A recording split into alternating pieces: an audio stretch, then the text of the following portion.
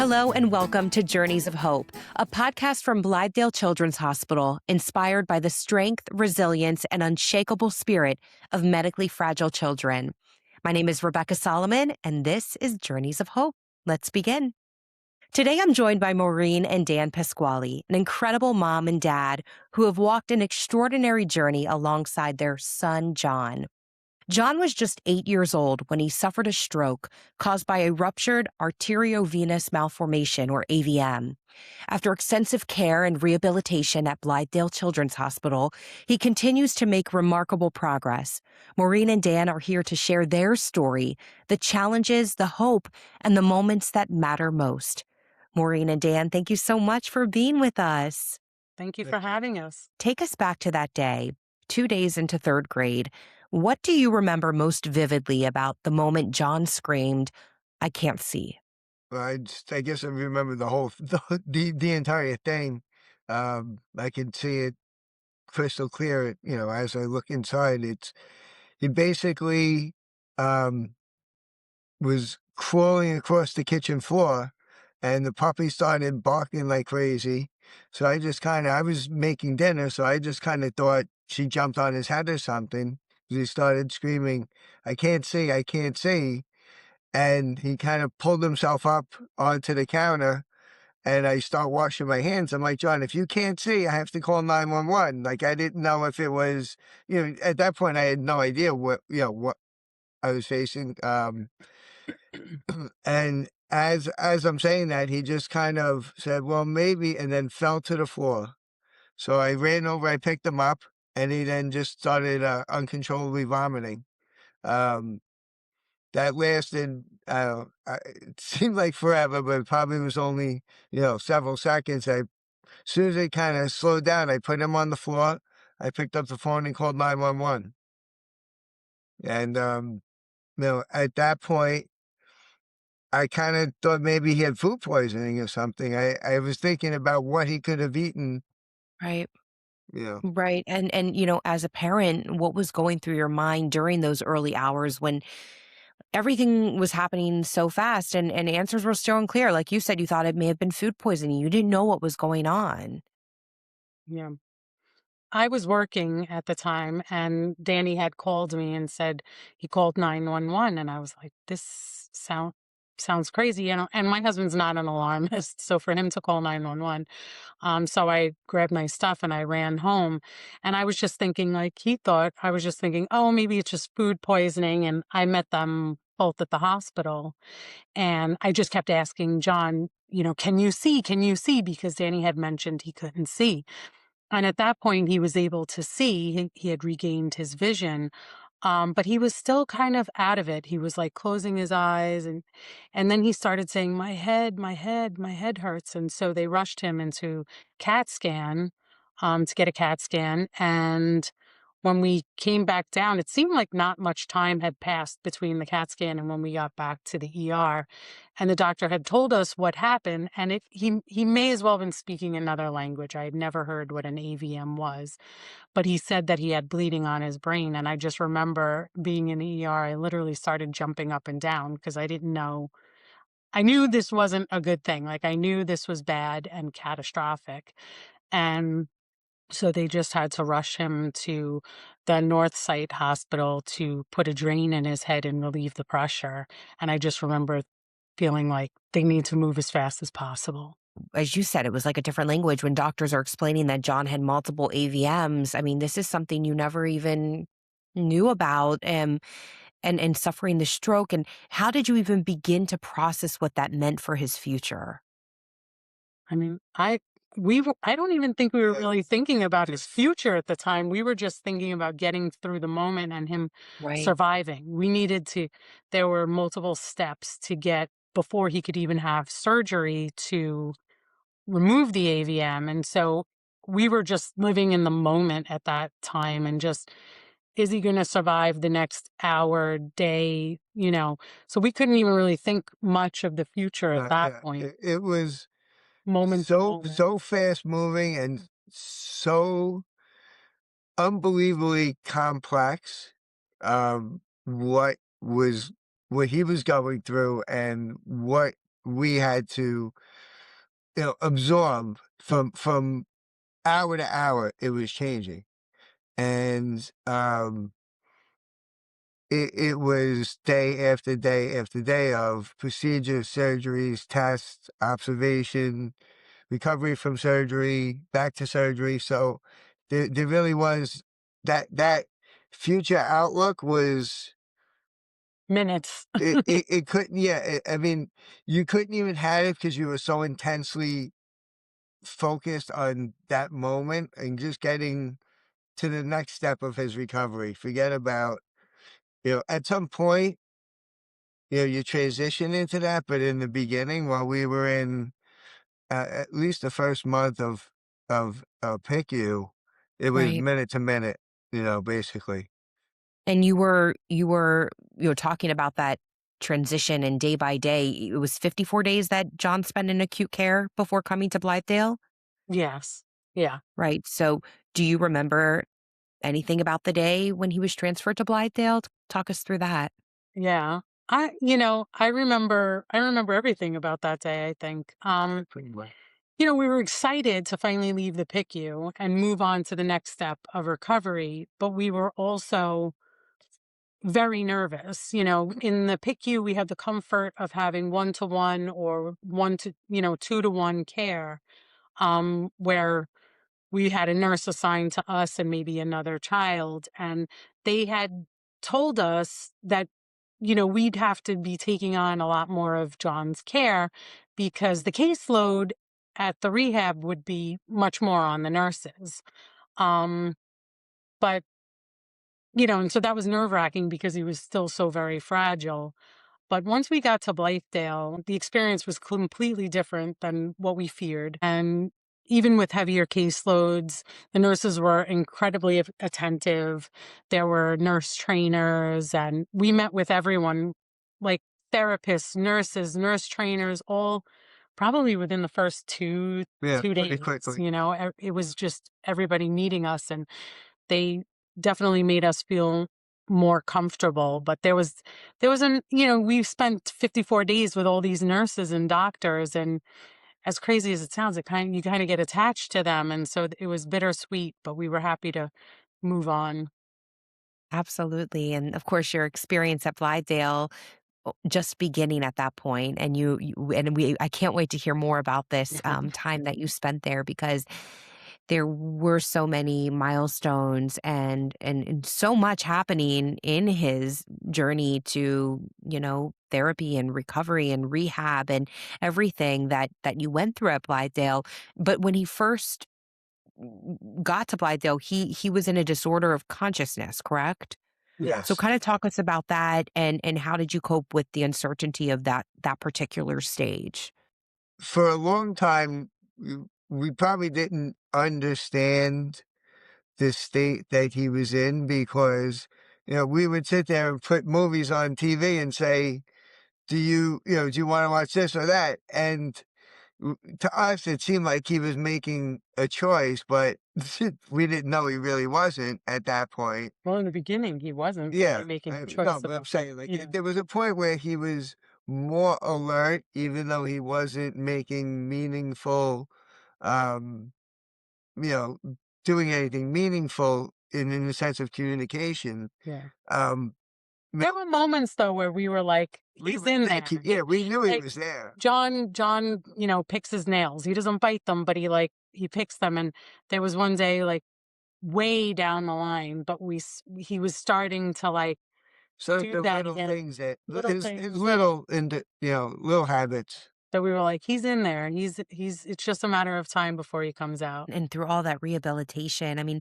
tell us about John's milestones while in rehab at Blythedale. And we know you felt it was important to capture all of those moments, right? Yeah. I mean, it's funny.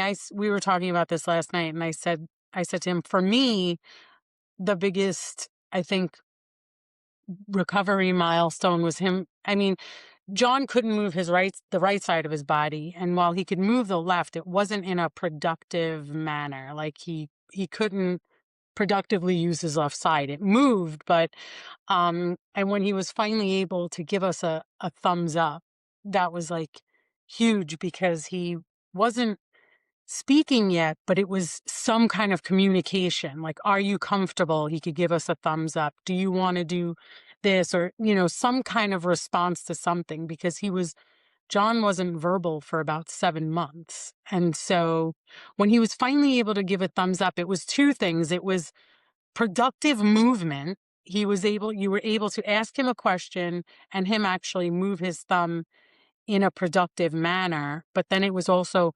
communication in so many ways. Like, we were able to tap into his brain a little. Yeah. You were learning how to communicate with a new John and knowing that the road was going to look a little different from here on out. But day by day, you were supported by that team to help you get to that point where you could communicate. You would take what you could get, right? Hmm. Yep. And I think we coped by just focusing on what we could control, Mm, and us doing therapy with John and just trying to maintain as much normalcy as possible. Nothing was normal. But I was playing music in the room. I was dancing in front of him, just doing all the silly things I always did with him, and just trying to maintain that piece of normalcy so that he wouldn't feel so different. And you I love basically that. just focus on him, Mhm. you know. That's all you can do. Mhm. And then what did it feel like to watch John slowly emerge and begin responding again after such a long period of minimal consciousness? It was kind of like the newborn phase again, right? Like, everything was like really exciting, and look, he's doing this again. Yeah, Or pretty much. it was like just watching all the little things. When you have a newborn, you look at all their little milestones, all the little things they're doing, and it gets like really exciting. But it was probably almost more exciting because it was taken away from us, and we didn't know if we'd ever get it back. So it's kind of like just reliving all those. He just kept slowly and steadily improving. We would push him also. Luckily, he pushes himself, especially if you tell him he can't do it. He's going to prove you wrong if he wants to. If he doesn't want to, he won't. But he got pretty good at that. They always want to have a hand on him for safety, and he would constantly be swatting them away, like, let me do it on my own. So, I mean, it made it easier because his spirit was so strong. It's And funny, emergence isn't like what it is in the movies. In the movies, somebody's in a coma and they wake up and they ask for a cheeseburger. But, and when we started taking him off the sedative medications in the PICU, we were ready to go. We thought they were going to take him off this medication and he was going to wake up and everything was going to be back to normal. But what we didn't realize was what a long process it it is, and how long it takes someone to emerge from a coma state.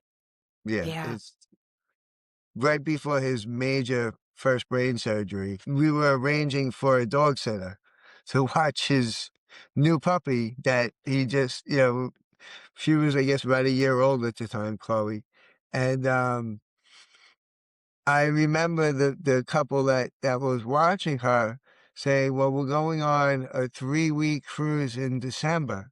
So this is September, probably about September 12th, 13th, somewhere in that area, I guess. And I'm like, oh yeah, sure, we'll be home by then. I mean, little did I know, it was going to be, total of about 17 months that before we Wow. came back home, Yeah, you that's a know. really interesting way of painting that picture for us. Like your time is just, it's not like anything else, right? It's not, you can't compare it. It's unbelievable. No, and it went it didn't seem like it went slowly, like, it went quickly, and almost now, about a year later, it almost seems like it never happened because there's still so much to focus on. Sure. Yeah.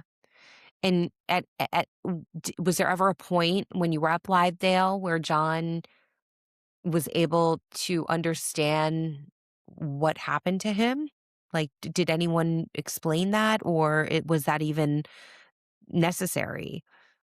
I mean, we talked to him about it. I mean, even from when we were in the PICU, I would talk to him and I would tell him, in the most simplest forms, you got an injury on your brain and we're recovering and all of this is just temporary. I kept telling him this is not permanent, this is temporary. We just have to get through this phase. But I don't think he ever really he never said what happened to me, why did this happen?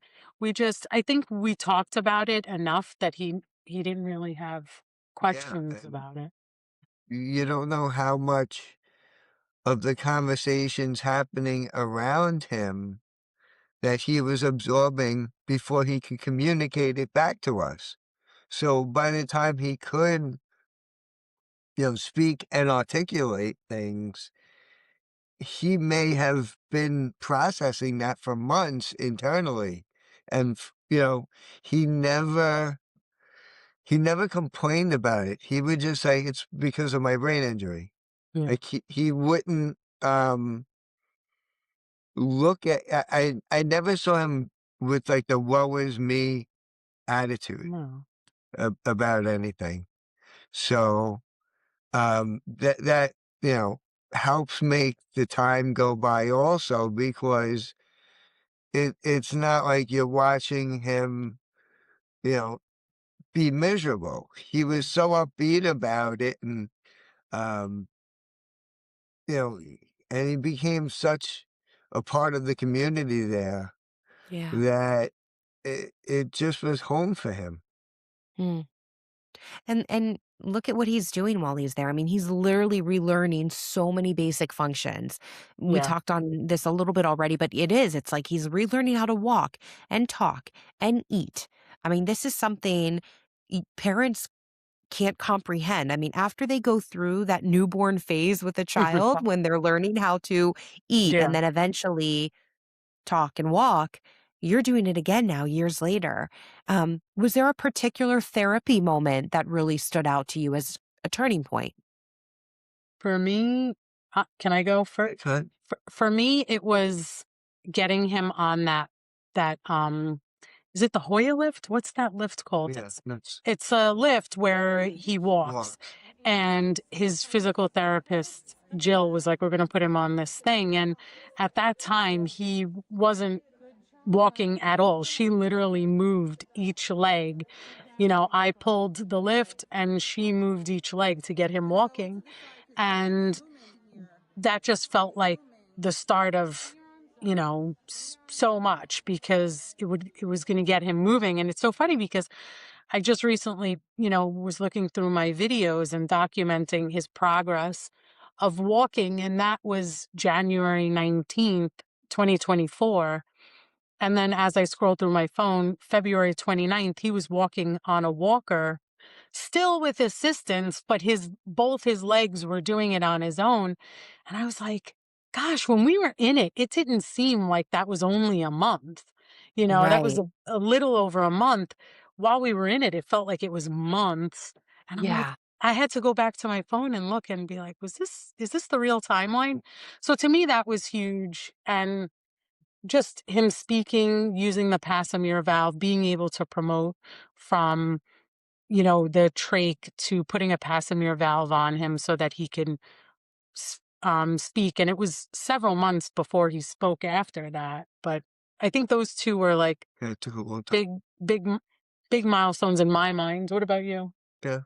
I would say, one of the things we used to, we would take him and walk him around the hallways, and we were always trying to make him do more and, do therapeutic things. The walks were kind of pretty straightforward, but we had tons of games and toys, and we got yoga mats to put on the floor so we can make like a play area for him, just so he was always moving and Differently. doing all those complex motions that we just take for granted. He had to regain control of all of that. With all of that, walking around the hallways, I used to try and make him walk all the way across, and he was so afraid to do it. And I remember the first time he made it all the way.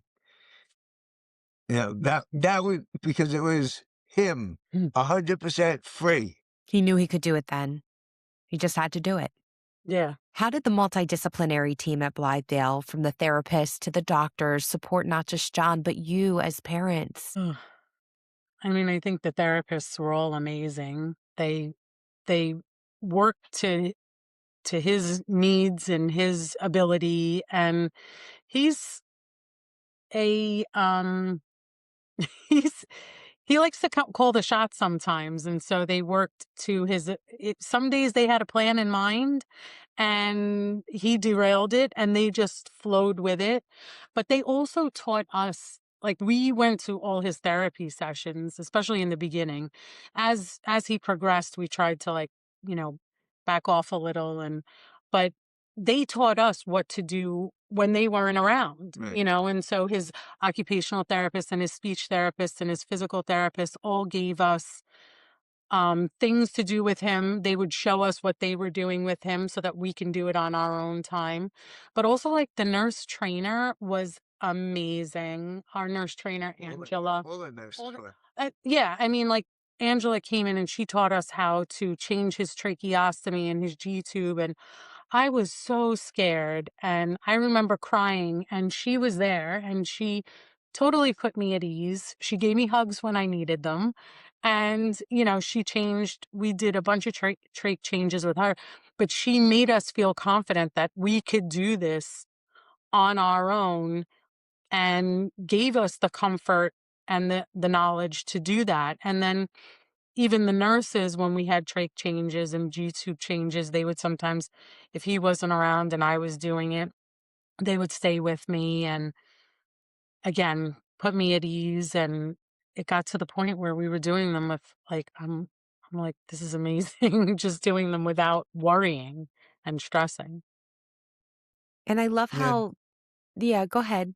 I was gonna say, just even though it's a milestone that happened after we left Blythedale, taking his trach out for the last time was pretty nice too. I'm sure.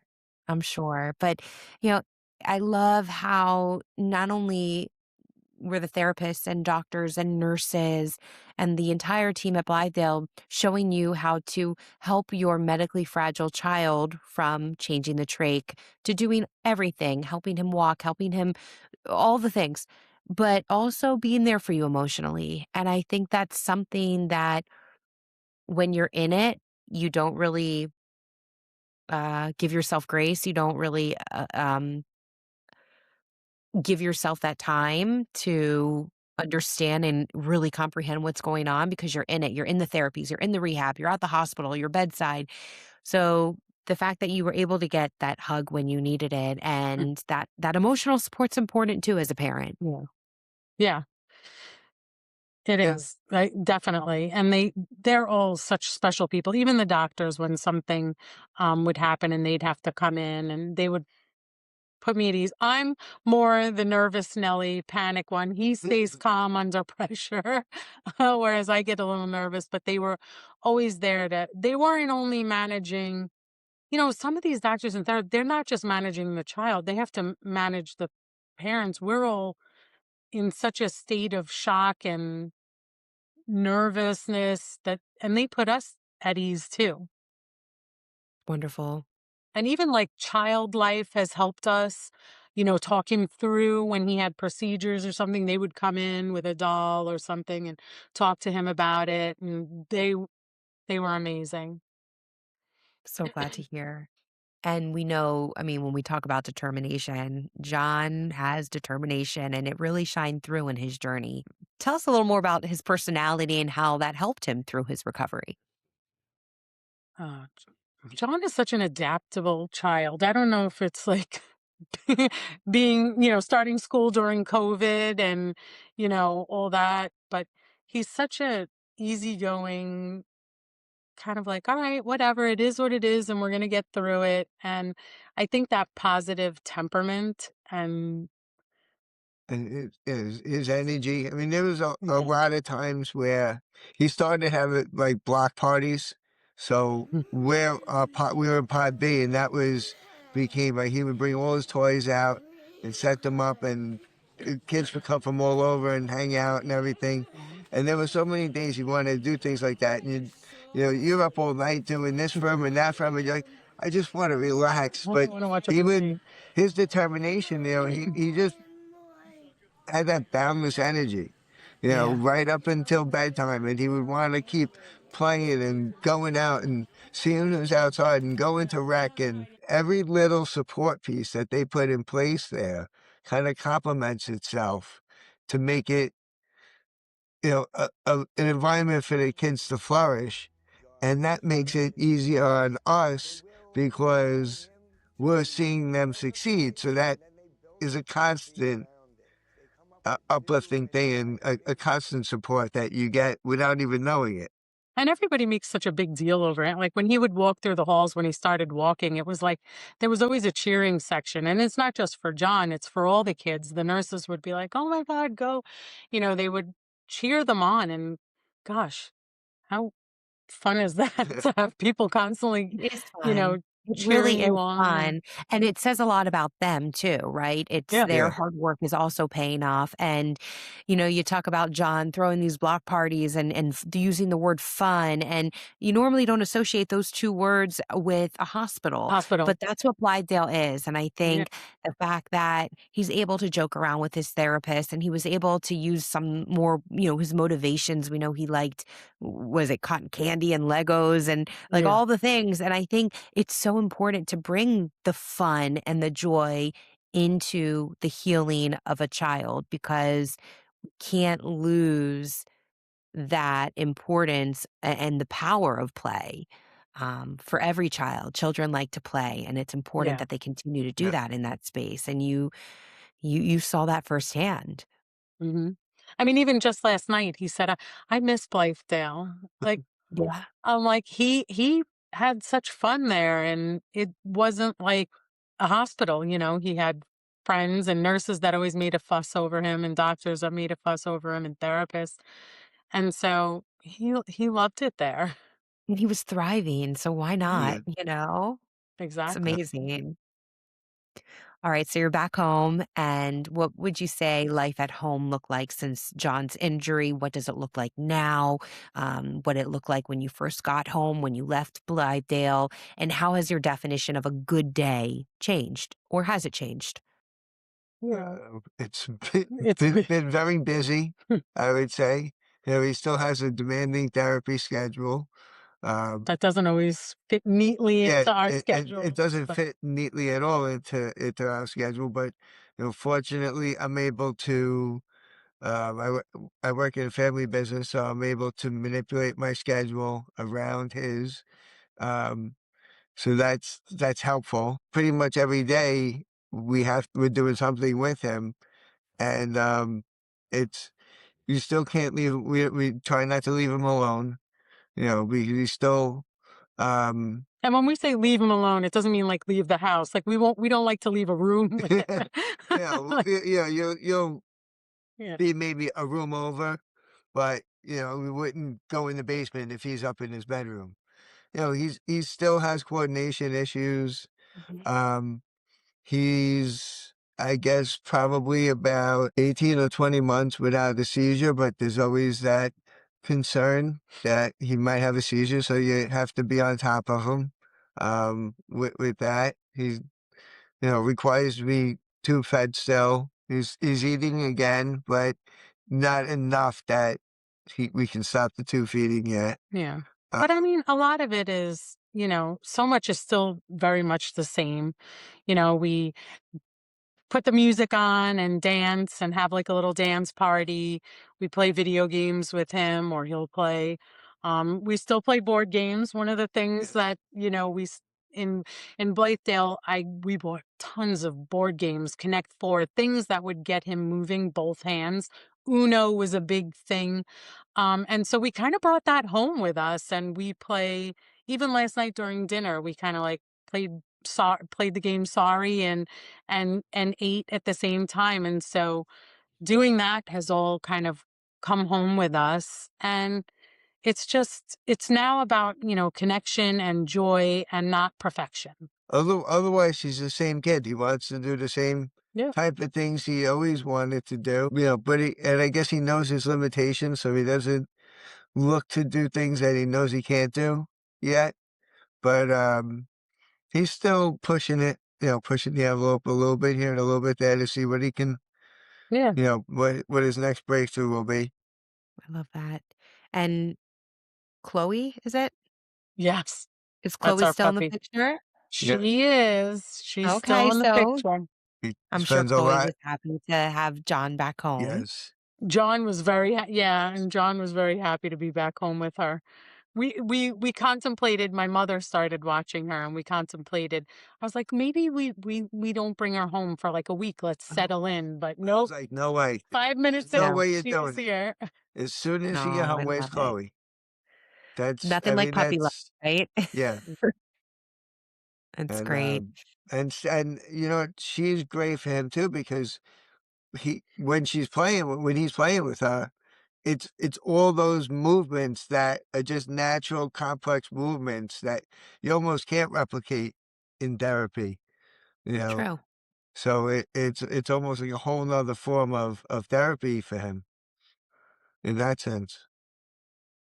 And clearly, this journey has shaped you both as a mother and father. What have you learned about yourselves that you didn't know before? I learned that I can do hard things. Like, change a trach, and I can do medical things and things I've never imagined. Like I said, like changing his trach or G tube. And I think, and he might disagree, I think I can be braver than I ever thought I would. Danny's usually the calm under pressure, but I've discovered I can pull it together um, too.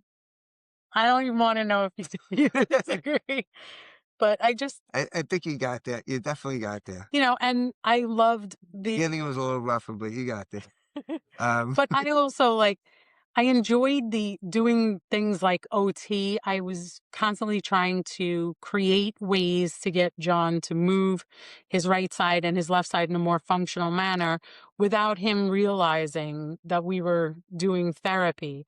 And, it was even his OT and his speech therapist on a number of occasions said, "Mom, if you're ever looking for a career change, you might be a really good OT." And so it was fun, and it was just us playing and moving those things that he couldn't move in the fine motor skill stuff. And we're still doing that today. I had him scooping his own ice cream yesterday just to because you got to use both hands and make it fun, and he doesn't even realize what's happening. And at the start of the medical journey, you wouldn't have known how to do any of that, or you wouldn't have thought about doing any of that. And now No, you're pros. You learned all of that. yeah, it's got a little bit of an education, just a a little. little bit. Just a little bit. Just a little one that you will never, ever, ever forget. No. No, Well, finally, I do have one more question that I'd like to ask you. I like to ask all of our guests on Journeys of Hope this final question. How would each of you describe the meaning of hope? I don't know. Hope it I would just say believing that there's a next step. never giving up, just always knowing I'm gonna have a great answer as soon as we as soon as we end, but There's no wrong answer. All yeah, of your answers on this series, on this podcast have been phenomenal. So really no wrong answer. But yeah. yeah, how would you describe the meaning of hope? Like when if a parent is starting this similar journey to yours and they want to know maybe what's going to get them through it, is there hope? Yes. What would you tell them? Just never give up. Never give up, never underestimate what your child can do. Always believe, just always believe that it's going to get better. And even on the days where you know, there were days I'd cry my way home and wonder what his future was going to look like. I never lost hope that he would get there and stay positive in front of him. There was no room for negativity in our room. I like when doctors were kind of skeptical about what is what he's doing purposeful or just reflex. I'm like, no, it's purpose. There's to just always keep the hope and never be negative, and especially in front of them. Let them always I constantly told John, this is all just temporary and we'll get there. And if you have hope and you believe, then they will, because they don't have the fears we have. Thank you so Thanks. much, Maureen. Thank you so much, Dan. I appreciate your Welcome. time. I appreciate you opening up, sharing a little bit more about your journey here on Journeys of Hope. Thank you again so much. Thank you. Yeah. Of course. And if you're listening and you have an idea for any future topics, we'd love to hear from you. You can email us at podcast@blythedale.org. And of course, don't forget to subscribe to our podcast and like and follow us on social media. Thank you so much for listening, and we hope to see you next time.